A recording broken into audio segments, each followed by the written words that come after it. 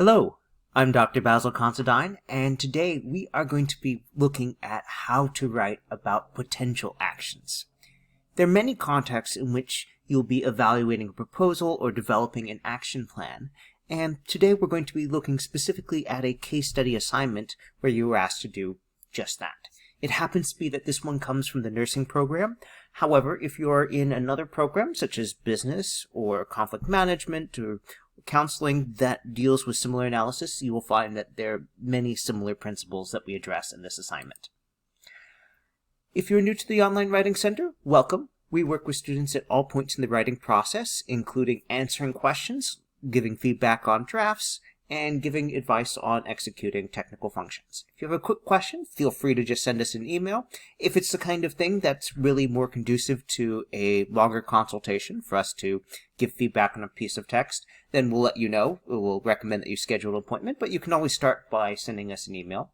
You can make an appointment going through my.acu.edu. Just look on the Resources tab, drop down to Online Writing Center, and follow the instructions from there. Students can make two primary types of appointments with us. Either asynchronous appointments, meaning you're not talking with us in real time, or real-time appointments, meaning you're talking with us on the phone or through Zoom. For an asynchronous appointment, you go through the scheduling process, and by the time you've signed up for your appointment to start, let's say 2 p.m. on a Sunday, by that time, you go ahead and upload a copy of your paper draft. No, you don't need to have your draft ready when you schedule the appointment, just by the time that appointment rolls around. And then we'll look at it, we'll send you feedback, generally within 24 hours, but if, say, your appointment is on a Sunday night or on a Monday morning, we'll get back to you early on Monday afternoon to make sure you have time to integrate that feedback before you submit your paper. For a real-time appointment, the exact same scheduling process, just we have a specific set of things for signing up for real-time appointments versus asynchronous. If you sign up for a real-time appointment and you can't be there, just send us an email and we can adjust that and still send you feedback. This happens all the time when you have, say, a childcare thing or a meeting's going late, but if you have a draft, just send it to us with any special requests for feedback and we'll get back to you. Whether you select a phone or Zoom appointment, that's totally a matter of preference. Some people prefer to focus on their questions and the wording, and other people prefer to see the screen. And you can change your mind, or even in mid-appointment. That's not a problem.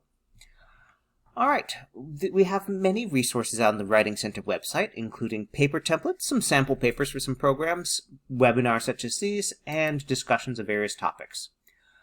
If you are looking at the Writing Center schedule for webinars, we have at the top a calendar view, at the bottom an alphabetical list of all the webinars that have been offered in previous semesters, and in the middle there's this tab Guide, where you can click on your program and see all the webinars that tie into that, sorted by the course and sorted by the week within that course. So after this webinar is done being recorded, it will be made accessible through the Online Writing Center website, and you can find it under the Nursing DMP tab under the course number. All right, with that, let's look at our objectives today. So first, we're going to talk a little bit about some principles of case study analysis. If you're watching this in a recording and you've seen one of our other case study webinars, you might want to skip ahead to get to Objective 2, where we're going to be looking at the Nursing 727 Week 2 assignment case study for CPE. And then we're going to talk about how to go from that instructions into outlining and drafting the paper.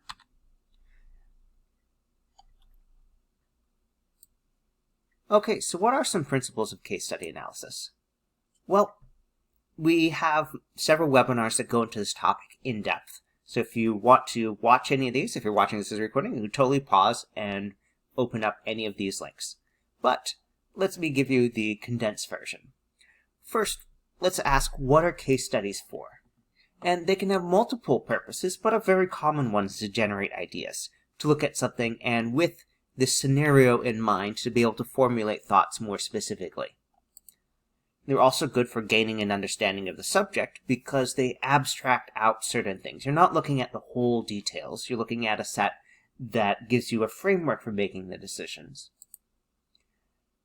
Particularly for isolating details to compare things, especially if you have multiple case studies and looking at, okay, what is true across these different ones. Also, it's a way for diluting potential bias because you can take some details out of consideration that might be distracting if you were, say, going and interviewing people in person. They're especially useful for illustrating certain theories or concepts or guidelines that you're applying to a scenario that you can recognize as being similar to a real-world type situation with which you have a personal or professional interest.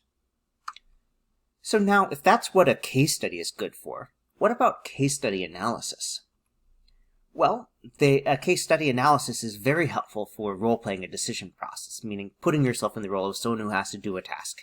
Who do you hire? What kind of policy do you draft? What actions should you take in a crisis situation, for example?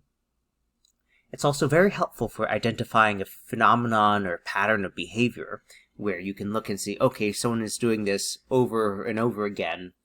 Okay, what would you do proactively? What do you do to screen for that, etc.? And especially have some sort of complex phenomena that you're trying to walk through how it would unfold in a real or natural setting. And that's particularly true if there's some sort of problem solving or some avoiding problems that you're trying to do proactively. And also to generate conclusions that you can apply to more than one scenario. And so because of these things, before you start writing about a case study or writing your own case study analysis, I recommend asking yourself questions like, how are you using the case study? What is the goal? What do you need to tell the reader about why you're doing that? And what is the lens or point of view or purpose through which you're interpreting this case study? And if you're writing about a case study that's provided to you, there's a question about how do you cite or refer to it? And this really comes down to one question. Is it something that's been formally published, meaning it's accessible to the public in some shape or form? If so, whether it's on a website, in a textbook, in a journal article, or just on a website, on an old web page that anyone in the public can go and look at, then you'd cite and reference it as whatever source type that is. But if it's not, say if it's locked away in a course website where you have to be enrolled as a student to see it, then it's not counted as formally published, in which case you can refer to it in text, in the case study for week 2, for example, but you would not include parenthetical citations or an entry in your references list. And that's it. So if you were doing that, because it's not formally published, you'd have something like, in the Great Lake Food case study, in case 3.1, in the A to Z hospital case study. Alright, so let's take a look at this particular assignment. Now, this is coming from Nursing 727, which is the Population Health and Management of Chronic Disease. And I think it's always important to keep in mind what each class is designed to do, what the class focus is, because that's one of the ways to decide which sorts of details that you could write about are helpful, on topic, focused towards the overall goals, and which are not, in which case they'd be distracting details to include. So this is, in particular, the assignment from week 2, a case study. And we start with the description of the setting. A to Z Hospital has recently implemented a team-based approach to managing patients with chronic disease. The approach to management includes using telehealth for routine follow-up appointments and monitoring of patients released from hospital care by nurse practitioners and physician assistants of specialty care areas, like a diabetes clinic, a CHF clinic, something else like that. Now, this is something that perhaps if you were writing 3 or 4 or 5 years ago, might be very different. But now, in this era of COVID, telehealth is way more prevalent than it used to be. And so this might be something where if you're looking for additional resources, you want to look at something that is very recent, last year or 2. Alright, so that's the background for this assignment, the setting. Let's look at what you're asked to do. So answer the following questions with at least 250 to 300, but no more than 400 words, and use references in the AP format to support your answers. So this isn't just a speculative exercise, it needs to be grounded in the literature. Which could be the course readings, could be extra research you do. Alright, so you have to answer several questions. First, what benefits can be achieved by using this approach? which is going to involve including telehealth as part of this platform of care. All right, we'll discuss any legal and or ethical concerns that should be considered.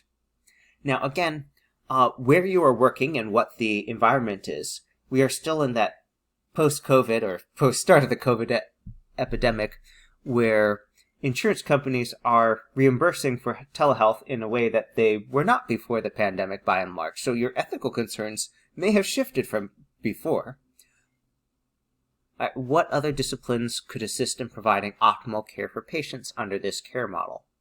And here's, again, a case where, what can you offer? What does the provider that you may choose to be representing in this A to Z hospital, what's going on there? Do you have access to a care team, or is this an in-depth care team, or is this a smaller regional one?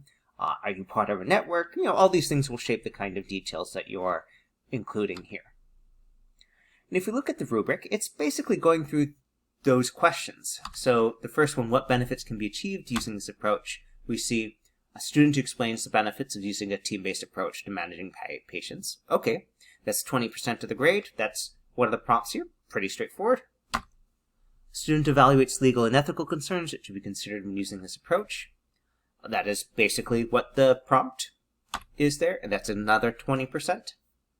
And students includes other disciplines that could assist in providing optimal care for patients under the team-based care model.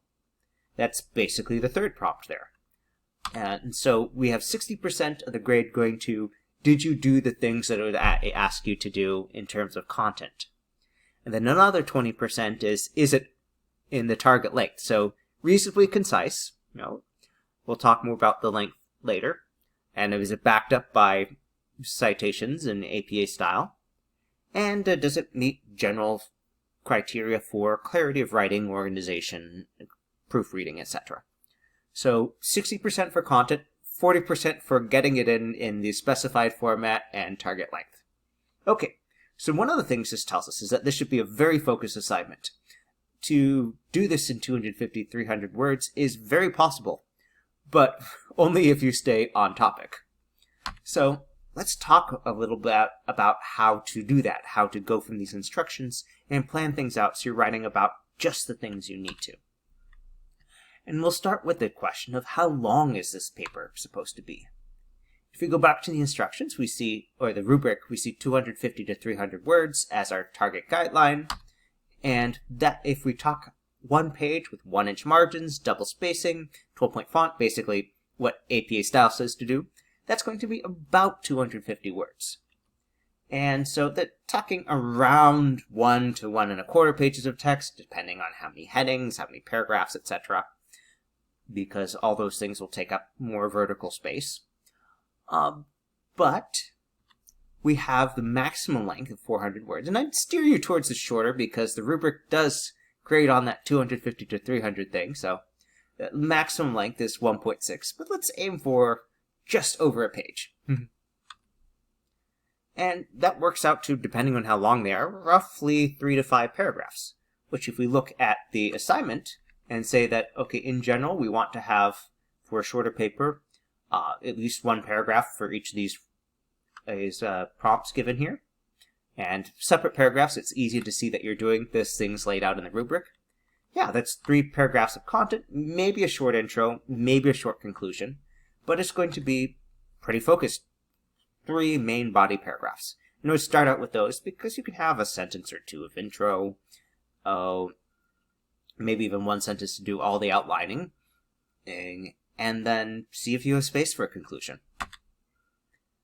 So let's talk through how to lay that out. So start with a short introduction paragraph. It's probably not going to be very long, maybe 2 or 3 sentences. If you add an AP Level 1 heading, that's not really going to change your word count. But it is a helpful organizational thing to make sure you're not going overboard. This paper is so short you don't need that, but it's helpful for labeling, here's what I do here. And then you want to answer each question or prompt in the order listed. So start with the 1-sentence response, something that says, okay, here's my response to that. For example, you could say, in response to the first one, oh, There are many benefits of doing this. And then you discuss some examples, how important are they, etc., etc. What are the downsides of doing that? And how do those benefits and downsides balance out? So, speaking of, if you look at this side, take a moment, look at the second to last bullet, and tell me what you see and how you would catch that proactively. Now, if you're looking carefully, you'll see that this fourth word here, entences, is missing an S. So that's a good practical reminder that you should always go ahead and run spelling and grammar checks before you submit your paper. So, reviewing the organization or suggested organization for this. So start each response to one of the prompt instructions with a one-sentence response to it, and then follow it with sentences that give you evidence. What should you do? How do you know to do that? What does that mean? Analysis and synthesis. So the evidence is okay, here's why that's be important, or here's a benefit. And then you can back up, okay, that's a benefit coming from this source. All right, so how is that important? Would be synthesis. What does it mean? That would be analysis. And, you have a couple sentences of that. And organize all these things into one paragraph. And then if space is permitting, then you can add a conclusion paragraph to the whole thing. So, introduction paragraph, one paragraph each for each of the prompts, and then if you have extra space and time, a short conclusion paragraph that ties into the rest of the week 2 module material that contextualize what you're doing. With this assignment, that's less likely that you'll have that space just because it is very short and compact.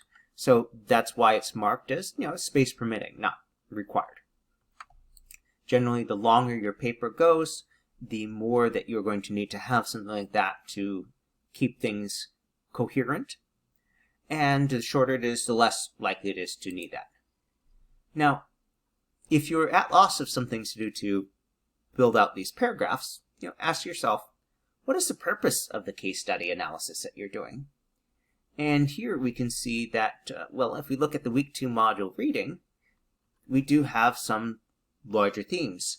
Okay, how can you, by managers, improve the health of chronic disease populations? So not just the patients, but the population as a whole. How is this going to make things better for the larger group? Not just an individual patient. They're linked, but we're looking at how can we affect change on a larger scale. Also, you can ask yourself, okay, what's the purpose of the analysis? And then go look at the module reading and see, what does this say might be helpful. And we just have to look at the titles of some of those journal articles to see some directions that you might go.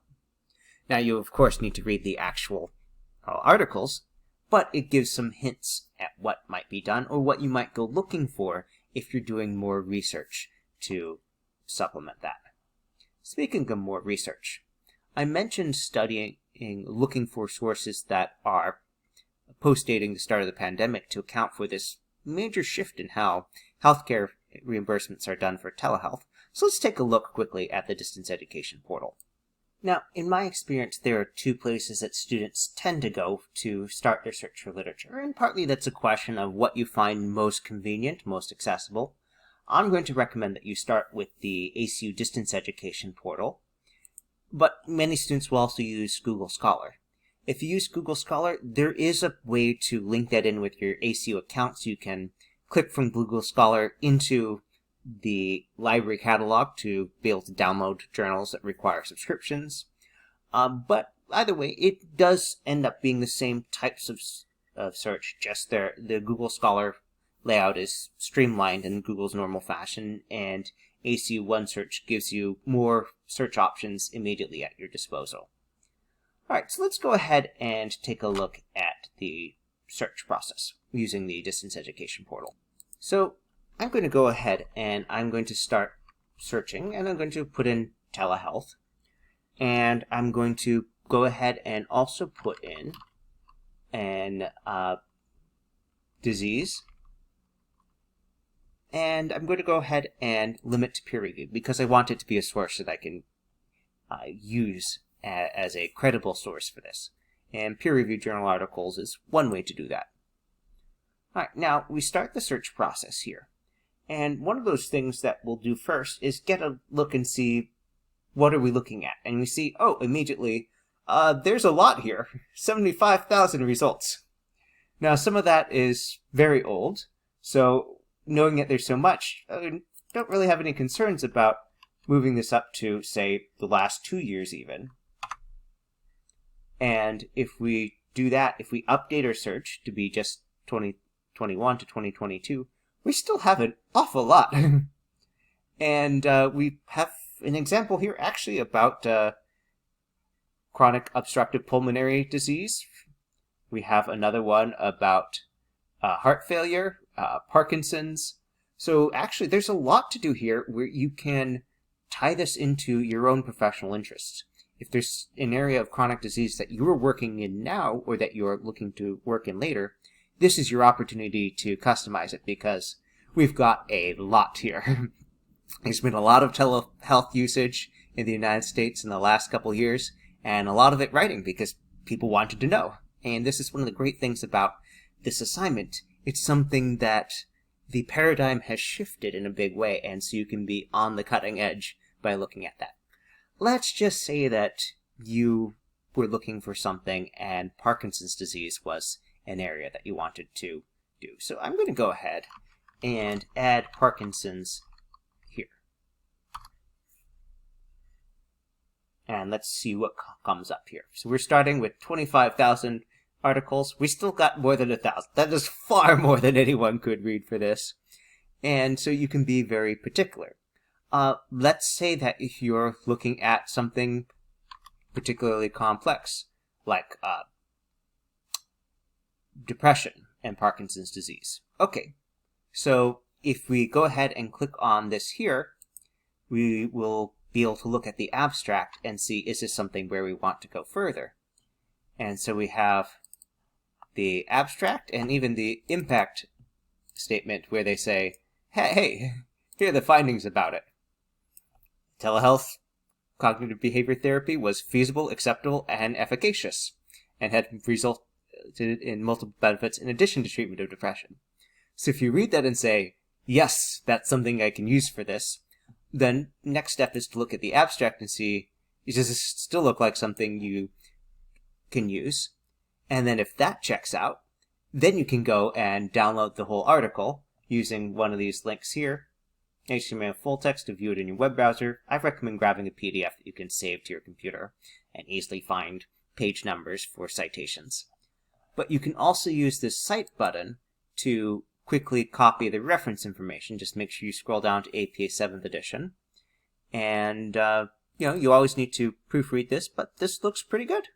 We have even the title of the journal article in sentence case, as it should be. The names are abbreviated correctly.